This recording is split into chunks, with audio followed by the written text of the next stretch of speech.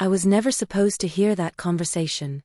Lying half-conscious in my hospital bed, with the floor dripping beside me and the faint hum of the monitor in the background, I thought the door had closed behind my husband and my sister. But it hadn't. A thin crack remained, just enough for their voices to slip through like knives. At first, I thought I was dreaming. The morphine made everything feel distant, blurry. But then I heard my name, Anna's will. My briskokt. My heart, weak as it was, pounded so violently I could hear it echoing in my ears. My husband's voice, low and careful. If the doctors are right, we don't have much time. We need to make sure everything is handled properly. Then my sister, colder than I'd ever heard her. Properly? You mean making sure you and I don't end up empty-handed after she's gone? I froze. My blood ran cold. My own sister. My own husband. The two people I trusted most, whispering over the sound of my heart monitor, discussing my inheritance as if I were already dead. They thought I couldn't hear. They thought I wouldn't wake up.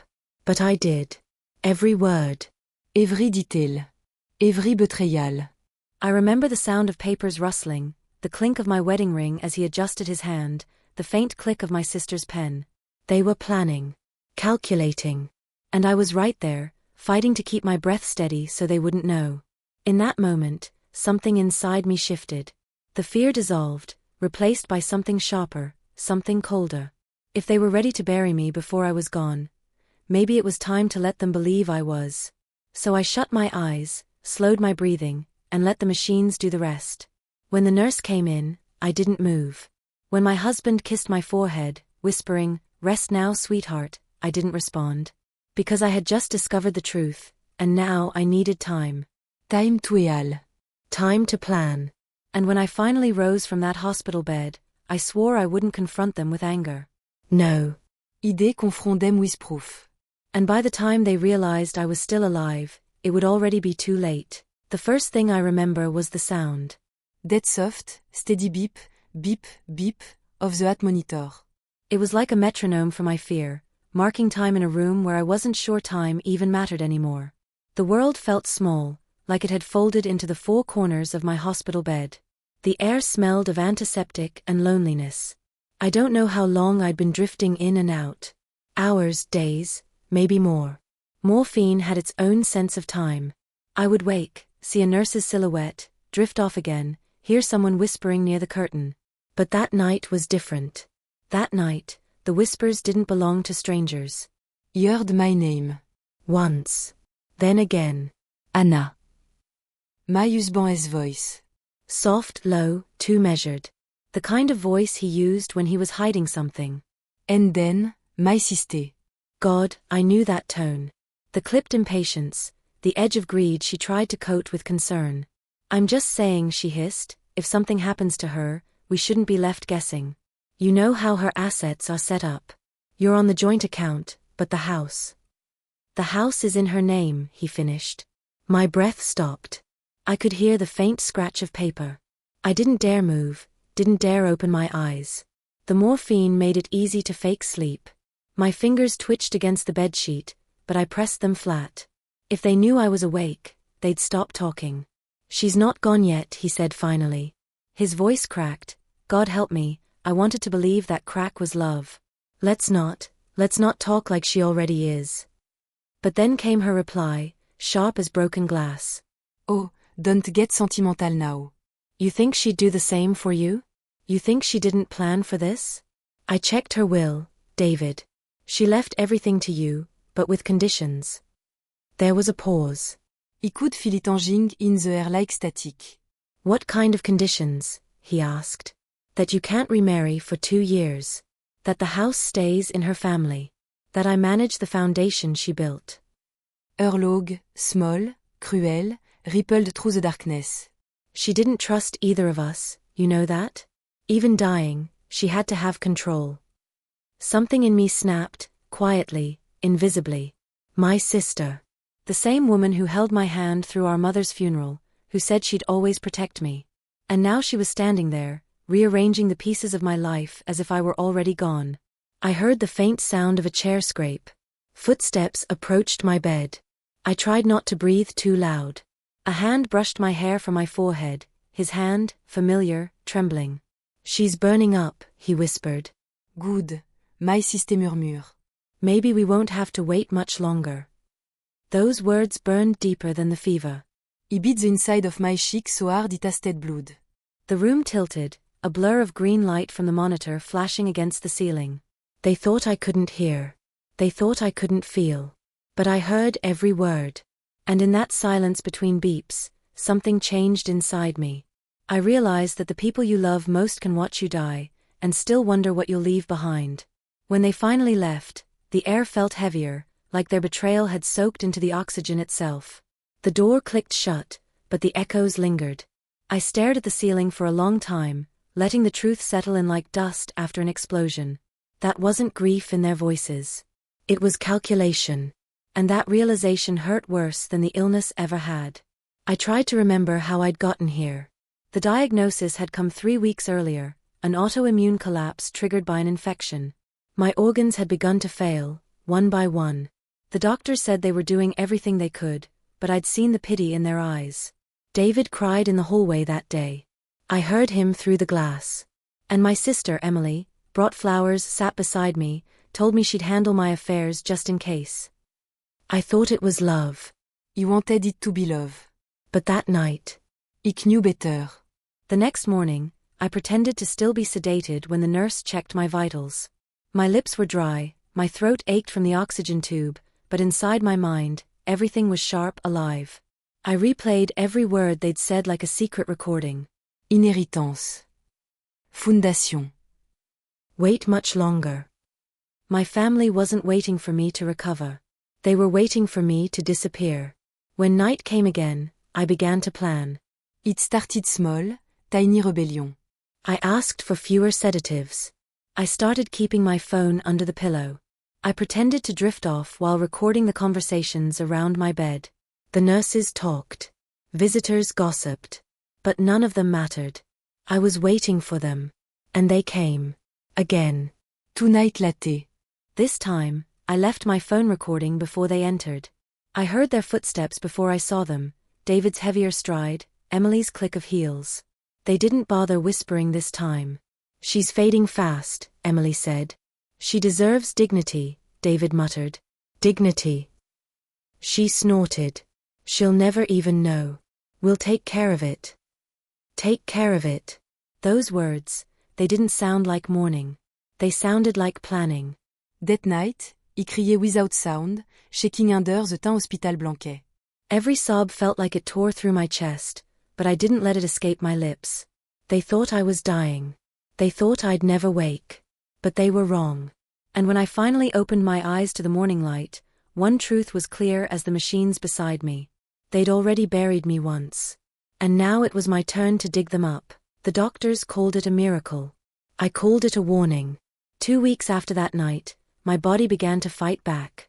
My vitals stabilized, the fever broke, and the nurses whispered words like improvement, unexpected recovery, strong will.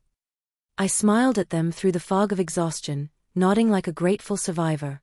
But inside, something else was blooming, not hope, not relief, revenge. Every needle prick, every 4 change, every dultrobe in my chest reminded me of what idée overheard. It wasn't death that scared me anymore, it was living in a house with people who had already mourned me on paper.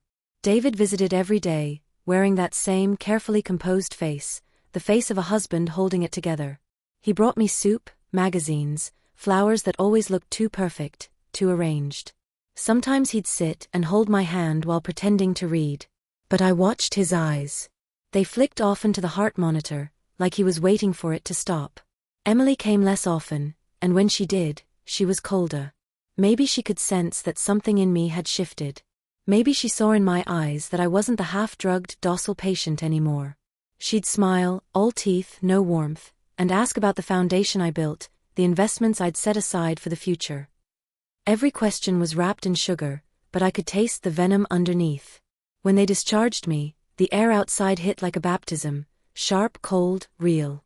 The sky was heavy with late spring rain, and the smell of wet asphalt clung to everything. David carried my bag to the car, his movements careful, almost rehearsed. "Home," he said softly, helping me into the passenger seat. You'll feel better once you're home. Home. The word felt foreign now. The drive was silent except for the rain tapping the windshield. Each drop sounded like a thought I couldn't suppress. You know what they did. You know who they are. Our house stood waiting, white walls, neat hedges, everything exactly where I'd left it. But as I stepped through the door, it didn't feel like mine anymore. It felt staged. Too clean. Too curated, as if the life inside it had already been erased and polished over. There was a faint smell of lavender candles, the ones Emily hated. I remembered lighting them before I got sick. Now they were burning again, new ones, fresh from the box. Someone had replaced them. Someone had been living here. I trailed my fingers over the console table, where a family photo once stood, David and me at the lake, smiling with wind in our hair. The frame was gone. In its place was a crystal vase with white lilies. Funeral flowers. Where's the photo? I asked, keeping my voice light. David froze Alfouet to kitchen. Oh, it fell, he said quickly. The cleaner broke it. I didn't have time to replace it. His eyes darted, just for a second, to the hallway, toward the study. That's where my will was kept. I said, pretending not to notice. No matter. But I did notice. Évry dit-il. The books rearranged. The faint scuff marks near the safe.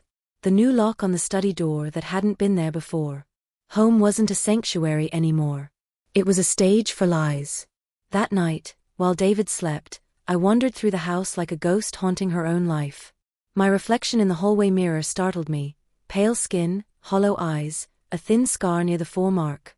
I looked like a survivor, but I felt like something else entirely. I went to the study. The new lock gleamed in the moonlight. It was one of those digital keypad ones, sleek and modern, David's style, not mine.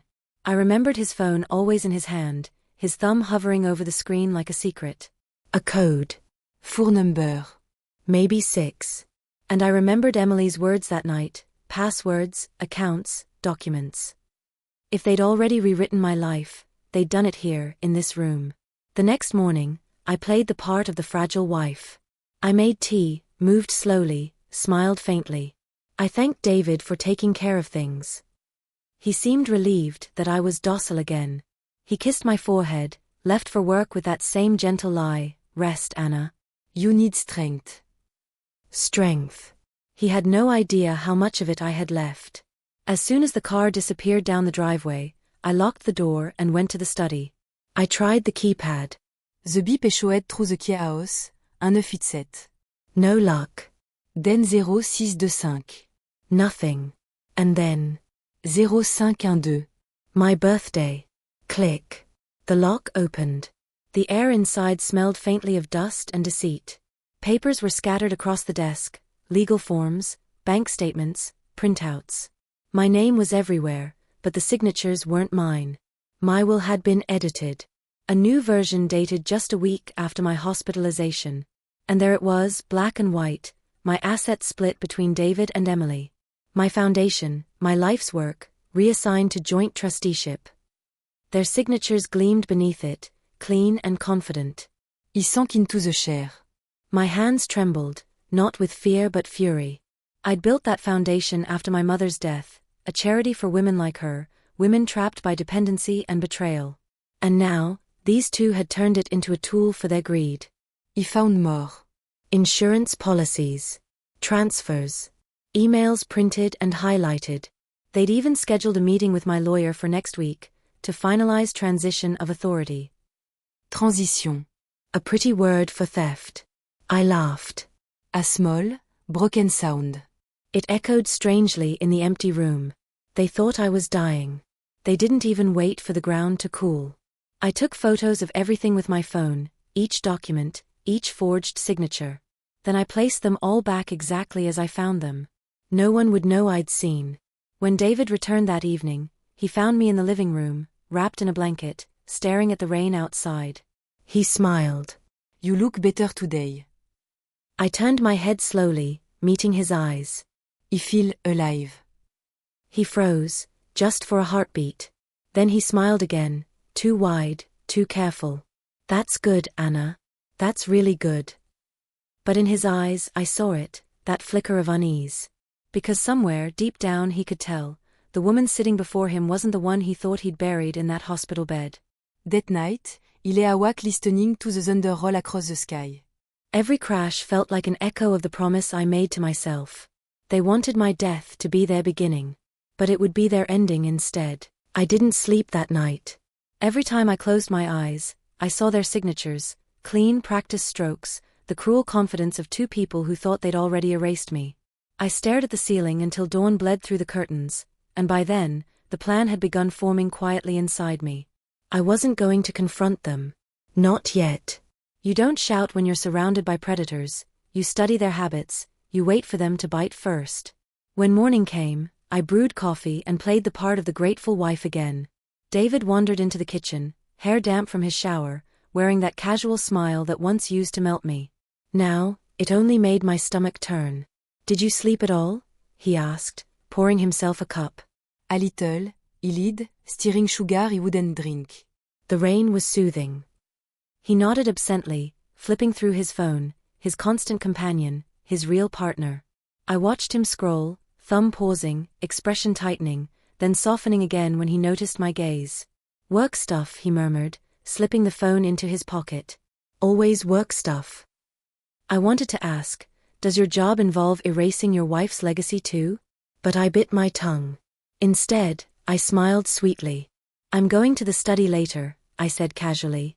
I thought I'd organize some things. It feels good to take control again. His coffee cup froze midair. For just a split second, his mask cracked. Then he chuckled. Maybe don't push yourself too fast. You'll be careful. He leaned in, brushed a kiss across my forehead. It felt rehearsed, sterile. Then he grabbed his keys and left, a husband heading to work, a man heading straight toward his own reckoning. As soon as the door shut, I exhaled. The silence of the house felt thick, almost sentient. I went straight to the study again, my battlefield, my confessional. I reread every line of that forged will, my finger tracing their signatures. My lawyer, Mr. Langford, was a meticulous man, old-fashioned, the kind who noticed when a comma was out of place. There was no way he'd let this slip through, unless he never saw it. Which meant the version I found was never filed. It was waiting for my death certificate. My pulse quickened. If I could prove they'd tampered with my legal documents, it wouldn't just ruin them, it would expose everything. But evidence meant nothing without leverage. And leverage came from timing. I opened my laptop, logged into my email, and searched for correspondence with Langford. There are dozens of unread messages from him, dated weeks ago, all labeled urgent. My breath caught as I opened one. Anna, please confirm these changes. David said you were hospitalized but requested updates. I can't proceed without your signature. Another. Anna, I've received conflicting instructions from David and Emily. Please clarify when you're well enough. I'm deeply uncomfortable continuing without direct approval.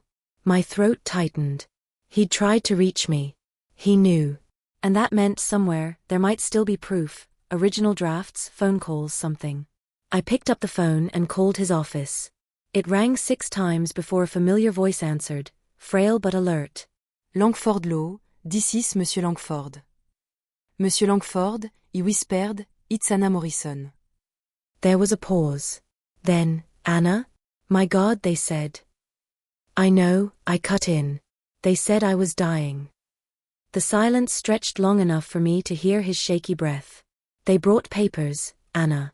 They told me it was your final wish. I refused to notarize until I heard from you directly. They weren't happy. Of course they weren't. I closed my eyes, steadying myself. Do you still have copies of everything? Yes. In my archive. Originals, digital and physical. I didn't trust their story. Keep them safe, please. I'll explain soon. Et hesitated. Are you in danger? I don't know yet, I said truthfully. But I'm done pretending I'm not. That afternoon, I received a text from Emily. Dîner tonight? I'm making lasagna. We haven't had a proper family meal in weeks. Family. The word made Bill rise in my throat. Still, I replied with a cheerful I'd love that. Because sometimes, the best trap is the one you walk into willingly, just to see who's waiting on the other side. By the time I arrived at Emily's house, dusk had wrapped the street in muted gold. Her home was perfect as always, curated chaos, candles flickering, music humming in the background. She opened the door with a smile that didn't reach her eyes. "Sister," she said, embracing me too tightly. You look wonderful. I feel wonderful, Elide. Being alive does that to a person. Her laugh faltered for half a beat. Then she recovered. Come in. David was already there, wine glass in hand, pretending everything was normal. They made small talk, weather, recipes, the usual camouflage of polite murderers. But I couldn't stop watching how their eyes flicked to each other, tiny glances, silent language. Midway through dinner, Emily said lightly, "I went through your files last week, just to sort some things while you were recovering." You really keep everything, don't you? The fork nearly slipped from my hand. "Oh." I smiled. "Did you find something interesting?" Her grin sharpened. Just papers. Investment. Legal stuff. You've built quite an empire. The Hertikend. I met her gaze, sisterly, but hollow. "Funny. I didn't think you cared about empires." "I care about family," she said sweetly. I almost looked. Family. The word had become a weapon in her mouth. After dessert, David offered to drive me home. I declined. I wanted to walk. The night air was cold and biting, but it cleared my thoughts. Each step away from that house felt like reclaiming a piece of myself.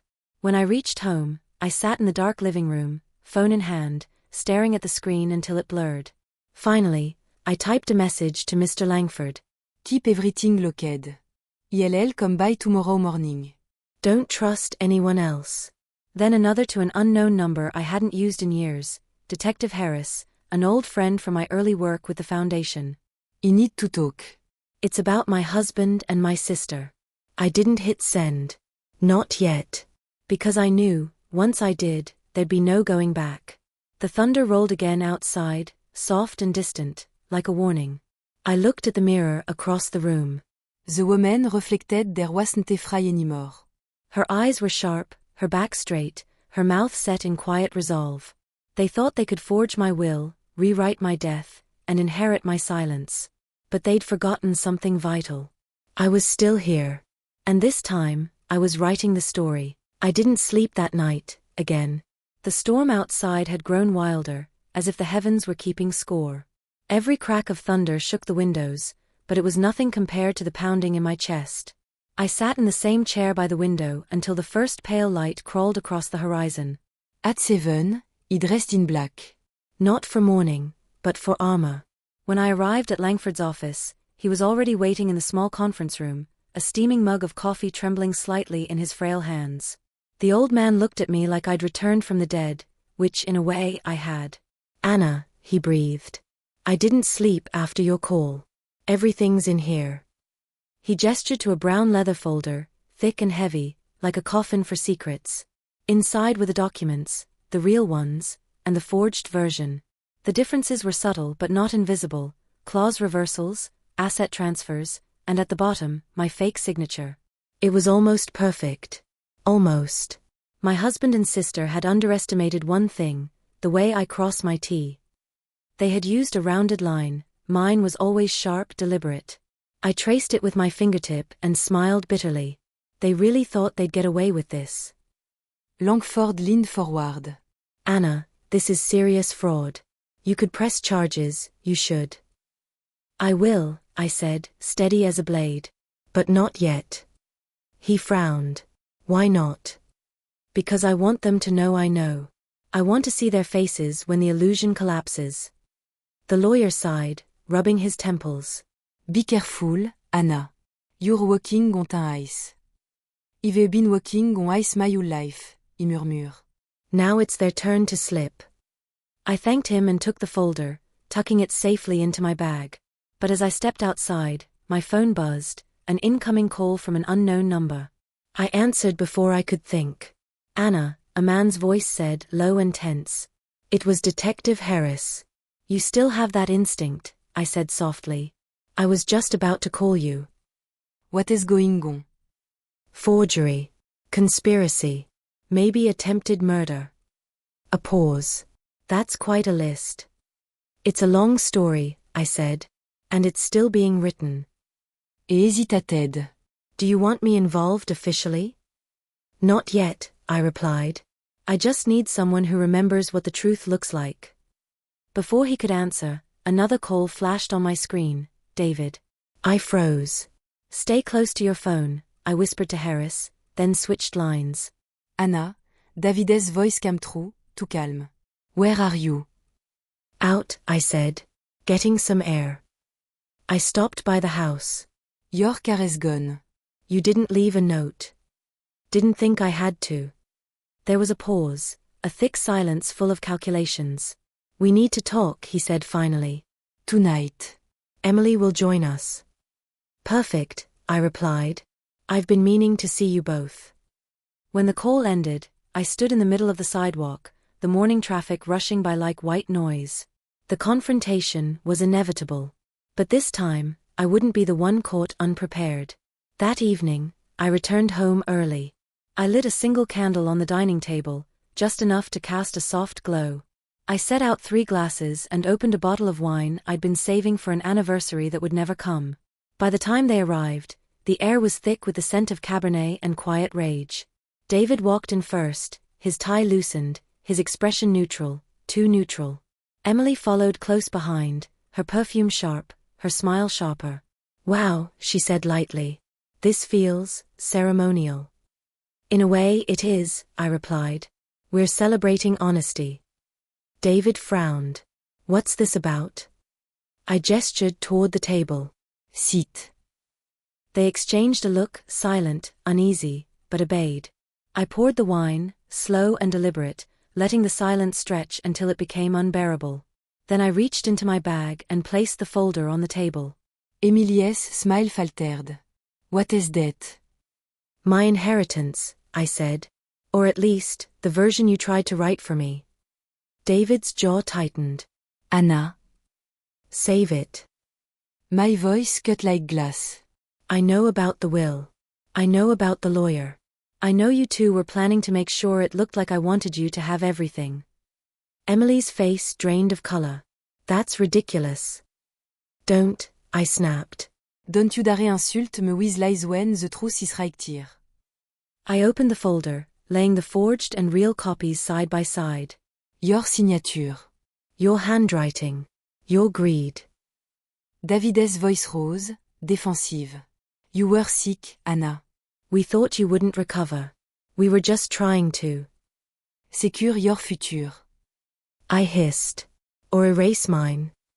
The candlelight flickered across their faces, guilt and fury warring beneath the surface. I loved you, I whispered, both of you. And while I was fighting for my life, you were fighting over my corpse. Emily's mask finally cracked. You don't understand, she said, voice trembling. It wasn't supposed to go this far. Far. He looked bitterly. You forged my name, Emily. You buried me alive with ink. David slammed his hand against the table. Enough. No, I said quietly, standing. Not until I say it's enough. The thunder outside growled like a man. I leaned forward, meeting his eyes. You want to know the difference between us, David? You think you can control the narrative. But you forget, I am the narrative. He froze. Emily stared at me like she was seeing a ghost. And maybe she was. Because the woman standing before them wasn't the weak, dying wife they tried to erase. She was something new, something they had created with their betrayal. I've already contacted the lawyer, I said. And a detective. There are copies of everything. If anything happened to me, if so much a disappear, it all goes public. David's voice dropped. You're threatening us? No, he whispered. I'm promising you. Silence. Only the candle crackled, the last fragile witness to a family undone. Emily stood abruptly, eyes glossy. You think you've won? You have no idea what is coming. Then I guess we'll both find out, I said calmly, picking up my wine and sipping it. Cher, to the truth. They left without another word, slamming the door behind them. The echo lingered long after their footsteps faded. For the first time in weeks, I felt something close to peace, not because justice had been served, but because the lies had finally met the light. He walked to the window, watching the storm roll in. Lightning split the sky, illuminating my reflection, tired, pale, but alive. And I knew, as the thunder swallowed the night, that this wasn't the end. It was only the reckoning. Morning came, grey and reluctant, as if the sky itself didn't want to see what remained of the night before. He hadn't slept, again. The candle had long burned out, leaving only the smell of wax and the faint trace of wine on my breath. I sat at the table where everything had ended, staring at the twin copies of the will, their edges curling under the moisture of the storm. The house felt like a crime scene. Not because of blood, but because of absence. David's jacket still hung on the chair. Emily's perfume lingered in the air. The silence pressed against my chest until it hurt. I'd won, I told myself. They were gone. The truth was out. But victory felt hollow, like biting into a fruit and realizing it's rotting inside. Around 8 a.m., a knock broke the stillness. When I opened the door, Detective Harris stood there, rain dripping from his coat. His eyes scanned my face, not with pity, but with the kind of quiet respect people give to survivors. "You look like you didn't sleep," he said softly. "I didn't." He stepped inside, glanced at the table. "So, this is where it happened?" I nodded. Vraie confession de Zervastage. He sat opposite me, pulling a notepad from his coat. "You said you had proof." The will, the forgery, the conversation. Il need it all. I slid the folder across. It's all there. "But I want to do this my way." He arched a brow. "Your way." "I don't want them in handcuffs yet. Not until the truth reaches everyone they tried to deceive, family, friends, the foundation. I want their names to burn before they face the law." Harris studied me for a long time. "You're not like most victims." I smiled faintly. "That's because I stopped being one." He scribbled something, then looked up. "There's something else you should see." He handed me a sealed envelope. My name, Anna, scrawled in handwriting I didn't recognize. "Where did this come from?" "It was dropped off at the station last night," Harris said. No return address. My stomach tightened. I tore it open carefully. Inside was a single photograph, old faded, of my father standing in front of his study. On the back, in thin black ink, were the words, "Ask him why he changed the will before he died." I stared at it, the world narrowing around the edges. My father changed the will. Harris frowned. "You didn't know?" No, he whispered. "He told me everything was in my name. Always had been. Then someone changed it again, later." My finger trembled. For years, I'd believed the betrayal began with David and Emily. But maybe, just maybe, the rot had started earlier, long before they arrived. "Can you trace who last had access to the document?" I asked. "I can," Harris said. "But it'll take time." Time. The one thing I'd been running out of since the night I overheard them. As he left, I stared at the photograph again. My father's eyes, calm, proud, secretive, seemed to follow me. And for the first time, I realized. Maybe betrayal wasn't something new in my family. Maybe it was inherited. That evening, I drove to the old estate, the one my father left behind, the one I'd avoided since his funeral. The gravel crunched beneath the tires like whispers of ghosts. The air smelled of cedar and old rain. Inside, the house was exactly as I remembered, cold, immaculate, and lonely. I walked down the hallway to his study, the one from the photograph, and paused at the door. It creaked open like an old confession. Everything was there, the mahogany desk, the books lined like sentinels, the portrait of my mother hanging above the fireplace. And beneath it, the safe. My hands shook as I entered the code I'd memorized years ago. 794, my father's birthday. The lock clicked open. Inside were papers, old ledgers, and a small cassette tape. No label. Just a date written in fading ink. April 4th, 2 days before his death. I found the old player on the desk, blew the dust off, and pressed play. The static crackled for a moment, then his voice filled the room. "Anna, if you're hearing this, I must have gone before I could explain. Mai briskookt. There are things about the inheritance, about the family, that you were never meant to know. Emily. David, they were only the latest players. But the truth, my dear, began long before them. A pause. Then his tone changed, heavy with regret. I made mistakes. I trusted the wrong people. Your mother's death was not what it seemed. And if they come for you, and they will, remember, what they want isn't the money. It's the record. The one hidden in the Foundation's archive. Don't trust anyone, Anna. Not even. The tap cut off. Not even who? I rewound it 3 times. The same thing, silence, then a soft thud, like a door slamming. I sank into the chair, staring at the tape player. The storm outside had returned, whispering against the glass. All this time, I'd been chasing one betrayal, and unearthed a lineage of them. My father's secret. My husband's lies. My sister's envy. It was all connected. I left the study just before midnight, carrying the tape close to my chest. When I stepped outside, the rain had stopped. The air felt lighter. Not peaceful, but honest. The truth hadn't freed me, but it had changed me. I looked back at the house one last time. The lights flickered once, then went dark. As I drove away, the city lights shimmered ahead like a promise I wasn't sure I still believed in. Betrayal had taken everything. My love, my trust, my innocence. But it had also given me something new, clarity. In a world built on lies, survival was its own confession. And as the night swallowed the road ahead, I whispered to no one, and everyone. You can take my inheritance. You can rewrite my will. But you'll never own my story.